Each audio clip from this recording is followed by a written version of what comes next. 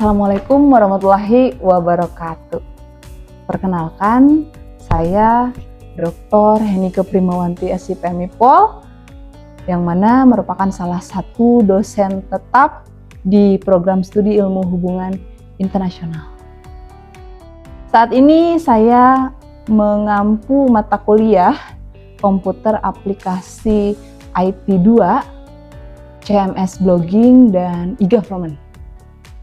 Saya akan menjelaskan sedikit tentang deskripsi mata kuliah CMS blogging dan e-government. Mata kuliah ini mengintegrasikan keterampilan teknis dalam penggunaan konten manajemen sistem yang biasa kita kenal CMS, berbasis blog dengan pemahaman konseptual dan praktik e-government yang disesuaikan dalam konteks bidang ilmu hubungan internasional. Fokus utama mata kuliah yaitu dengan memanfaatkan CMS untuk diplomasi digital, untuk keterbukaan informasi publik, lalu penguatan partisipasi warga negara dalam isu global melalui platform digital. Lalu yang keempat, komunikasi lembaga atau institusi dalam hubungan internasional. Baik, kemampuan yang diharapkan yang pertama, mampu menganalisis isu-isu hubungan internasional secara kritis dan sistematis. Yang kedua, mampu mengaplikasikan teknologi informasi dalam komunikasi global dan diplomasi digital. Yang ketiga, mampu menyampaikan ide dan informasi secara efektif melalui media digital. Yang keempat, mampu mengevaluasi penggunaan teknologi informasi di berbagai negara.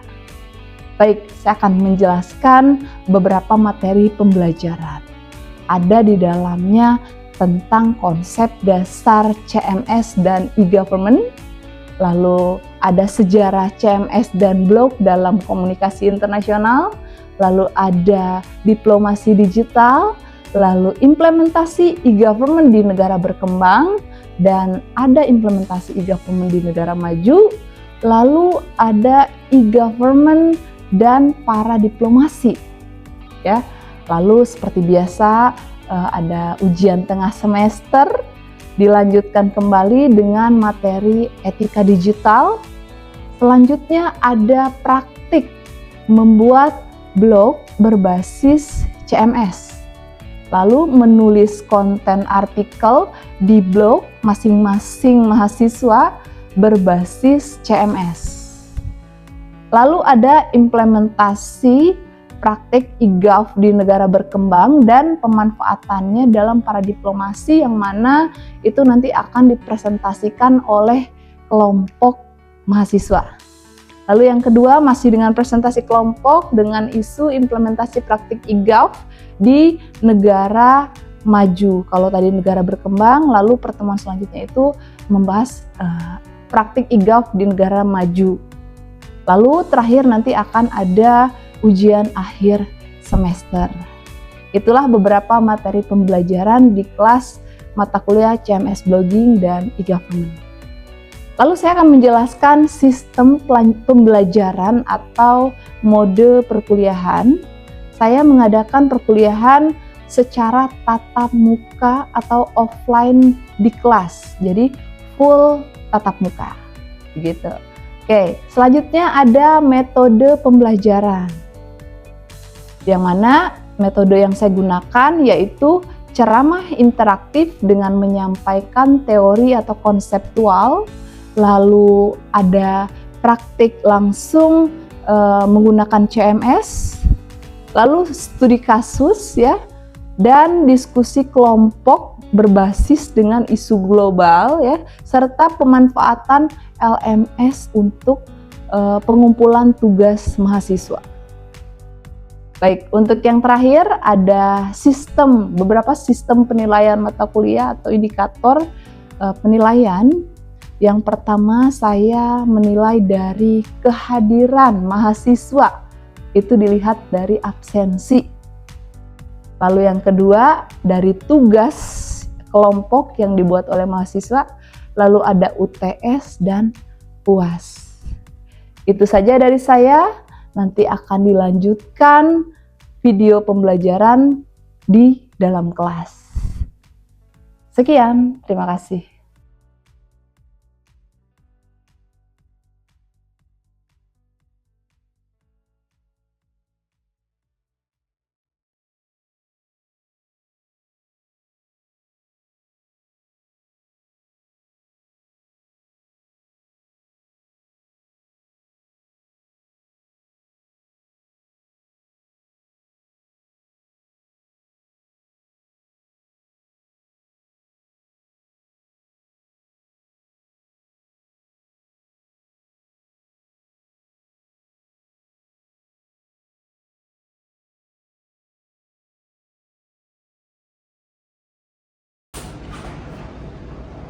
Assalamualaikum.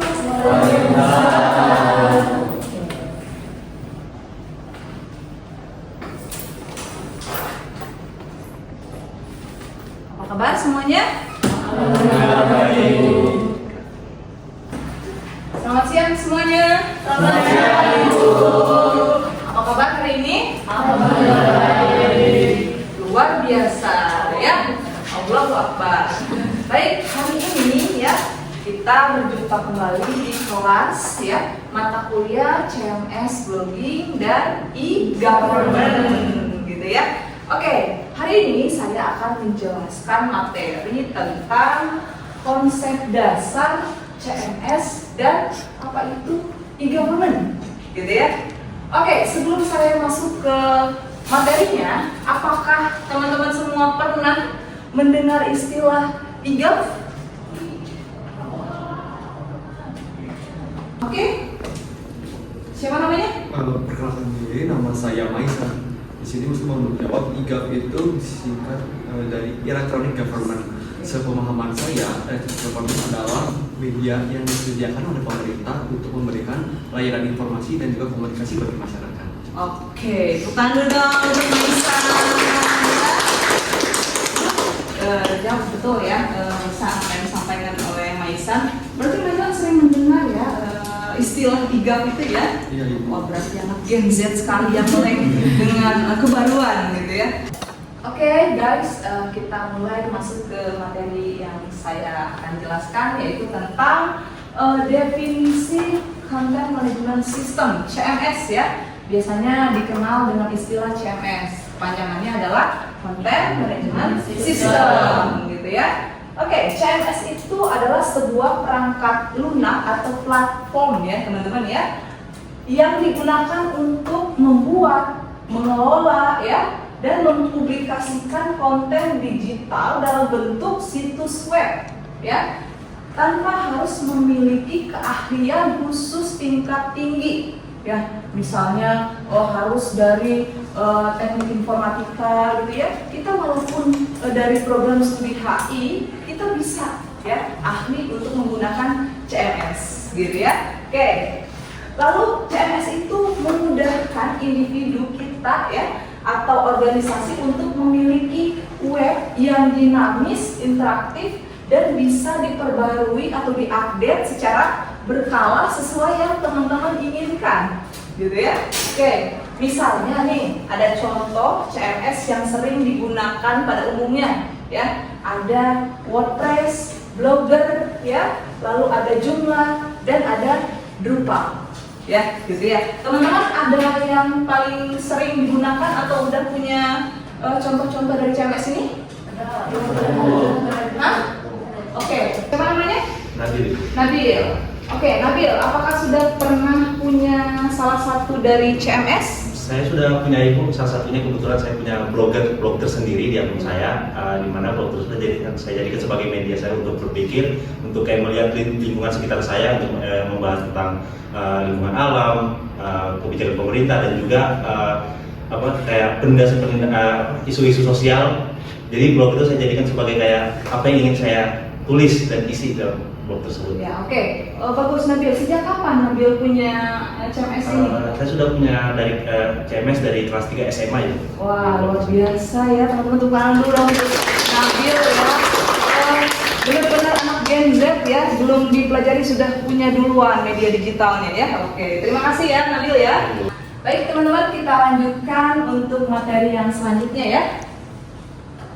Oke, nah di sini kita mengenal konsep dasar dari e-government. Kalau tadi kita sudah mengenal CMS-nya, sekarang kita mengenal e-government-nya ya.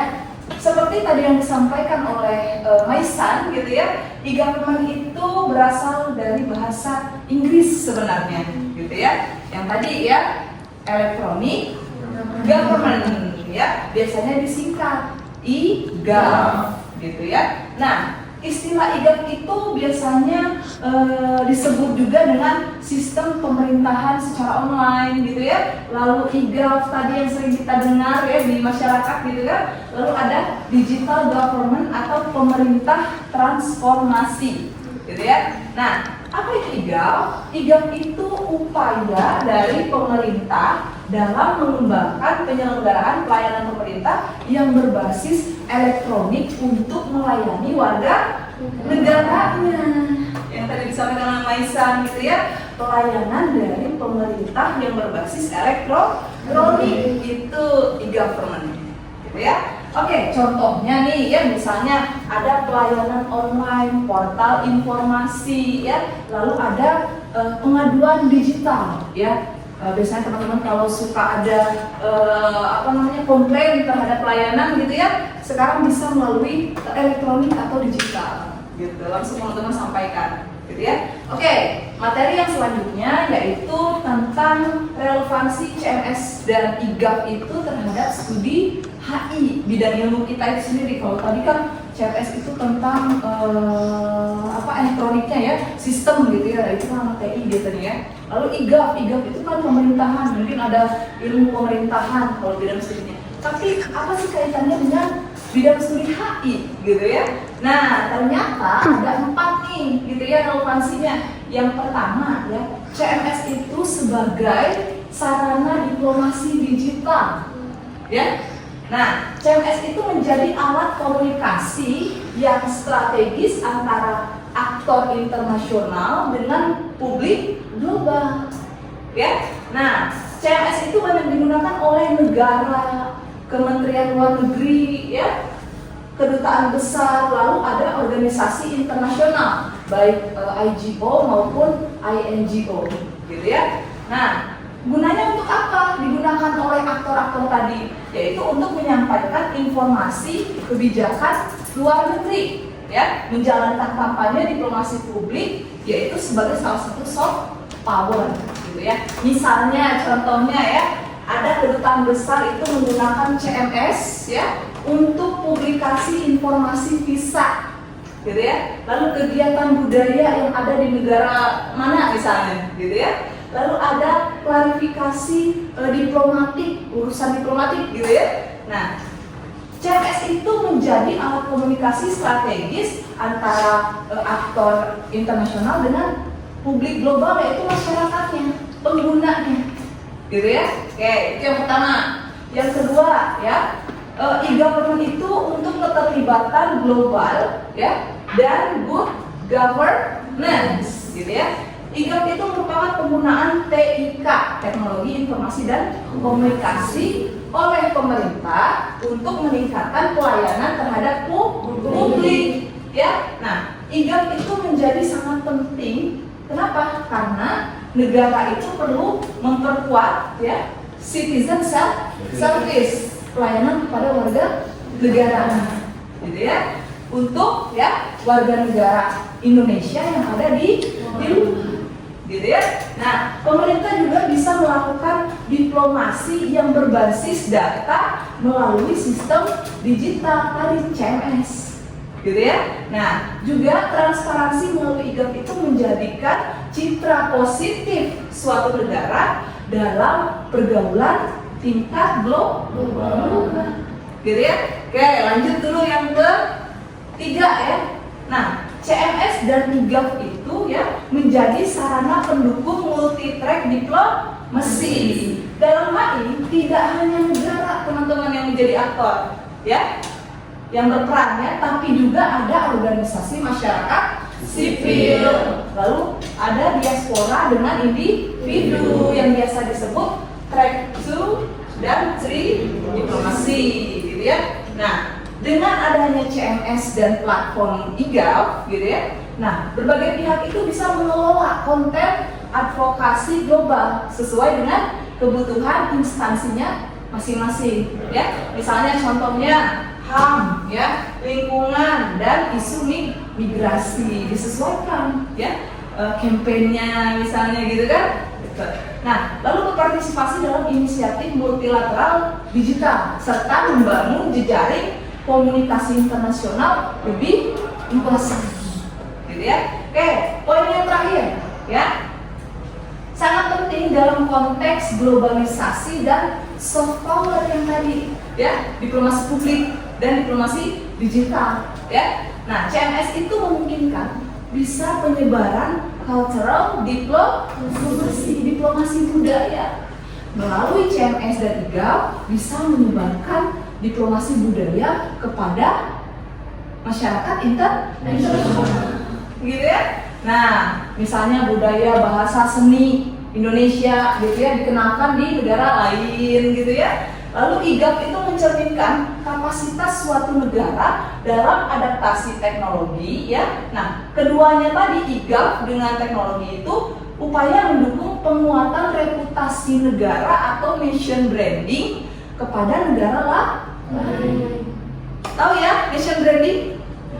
Citra positif terhadap negara luar, gitu ya. Oke, kesimpulannya ya, relevansi antara CMS dengan IGAF tadi bahwa ya keduanya itu bukan hanya alat teknis ya tadi ya yang tools yang dipunya oleh Nabil ya, bukan hanya alat teknis, tetapi melainkan ya menjadi instrumen penting dalam membangun kepercayaan dari negara lain ya, kredibilitas negara kita gitu ya, dan pengaruh dalam sistem internasional yang modern karena berbasiskan TIK tadi, teknologi informasi dan komunikasi.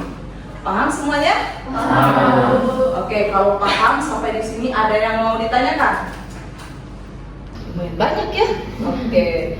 Siapa namanya? Perkenalkan, nama saya Sofi. Sofi, oke. Gimana yang mau ditanyakan, Sofi? Ibu izin bertanya ya. Tadi kan Ibu sudah menjelaskan bagaimana bagaimana e-government itu.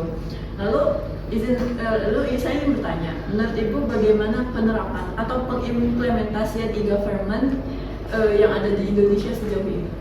Oke, terima kasih pertanyaannya Sofi ya. Menurut saya pribadi ya, boleh nih berbeda pendapatnya sama teman-teman ya. Kalau menurut saya pribadi untuk implementasi IGAF yang ada di Indonesia saat ini sudah mulai membaik ya dan bagus teman-teman.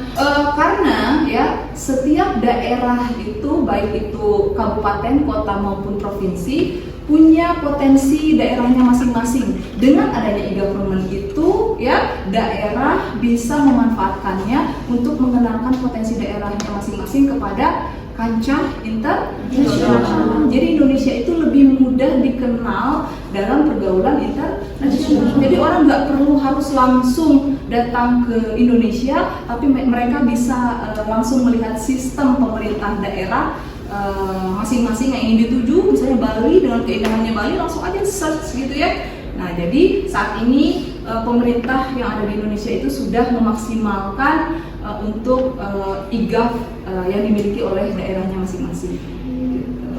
Sudah cukup? Sudah cukup, Bu. Cukup menjawab. Terima kasih banyak. Iya. Tanu dong untuk Sofi. Oke, satu pertanyaan lagi. Barangkali ada teman-teman yang masih penasaran terkait dengan CMS dan IGAF. Dipersilakan. Siapa? Sepertinya nggak cukup kalau harus semuanya ya teman-teman ya. Oke, siapa namanya? Perkenalkan, nama saya Ilham Anugrah Pamungkas. Ya, baik, silakan Ilham pertanyaannya. Saya ingin bertanya Bu, apakah e-government juga ada hubungannya dengan para diplomasi yang dimana itu aktivitas aktor subnasional dalam membangun kerjasama dengan daerah di negara lain? Ya, luar biasa ya pertanyaannya ya. Anak hari itu luar biasa ya pengetahuannya, gitu ya, nggak usah diragukan lagi ya. Oke, terima kasih Ilham atas pertanyaannya yang luar biasa. Seperti kita ketahui tadi yang disampaikan oleh Ilham bahwa para diplomasi itu adalah aktivitas luar negeri yang dilakukan oleh aktor subnegara yang dalam hal ini adalah pemerintah daerah, ya. Itu ada kaitannya teman-teman. Yang tadi saya jelaskan gitu ya, bahwa ya aktivitas pemerintah daerah itu sangat bisa menggunakan ya sistem ya CMS IGAF ini ya untuk memberitahukan ya atau penyebaran informasi culture-nya ya, baik itu potensi wisata, budaya ya, kuliner ya. Nah, itu sudah melakukan aktivitas para diplomasinya melalui sistem yang sudah disediakan oleh pemerintah daerahnya masing-masing. Nah, jadi saat ini dengan adanya IGAF ya, pemerintah daerah itu tidak perlu melulu harus datang ke luar negeri untuk promosi daerahnya ya. Lebih memudahkan pemerintah daerah itu untuk mengupdate potensi daerahnya melalui sistem ya, yang mana sistem itu bisa diakses oleh seluruh negara di dunia. Begitu Ilham. Baik Ya. Ibu, terima kasih. Sama-sama. Tepuk tangan dong untuk Ilham. Oke ya, tadi ya sesi diskusi sudah ya. Saya ada yang ketika saya nanya ada yang menjawab, lalu tadi teman-teman saya persilakan bertanya juga sudah ya. Diskusi selesai, itu berarti tandanya materi untuk hari ini kita cukupkan dulu sampai di sini ya, gitu. Oke, untuk hari ini mudah-mudahan apa yang sudah tadi kita pelajari bersama mengenai CMS dan e-government ya bermanfaat untuk teman-teman kedepannya ya. Terima kasih atas kehadiran hari ini teman-teman ya. Sampai jumpa minggu depan di pertemuan yang selanjutnya dan materi yang berbeda. Itu saja dari saya. Mohon maaf apabila ada kekurangan. Sekian, assalamualaikum warahmatullahi wabarakatuh. Waalaikumsalam warahmatullahi wabarakatuh.